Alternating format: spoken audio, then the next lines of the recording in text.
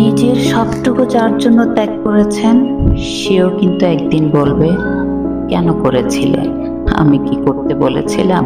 সমস্ত সমস্যায় তার পাশে থাকার পরেও একদিন শুনতে হবে, আমার সমস্যা আমি মিটিয়ে নিতে পারতাম, তুমি না থাকলেও চলতো।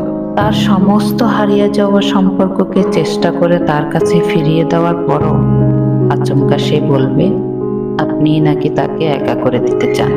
একটা দিন নিজের মতো চাইলেও ব্যস্ততার অজুহাত এসে দাঁড়াবে প্রাচীরের মতো। আসলে অনুভূতিগুলো মরে গেলে রয়ে যায় শুধু যুক্তি আর তর্কের পাহাড়। সেই বিশেষ অনুভূতিগুলো তখন মৃত। তাই যার জন্য সব ছাড়ছেন, সেও একদিন বলবে স্বার্থপর। সেটা বুঝে নিয়ে ত্যাগ করুন, কষ্ট কম পাবেন। কারণ আমরা মুখে যতই বলি, এক্সপেকটেশন রাখি না, আসলে ভিতরে ভিতরে কিছু চাওয়া তো রয়েই যায়।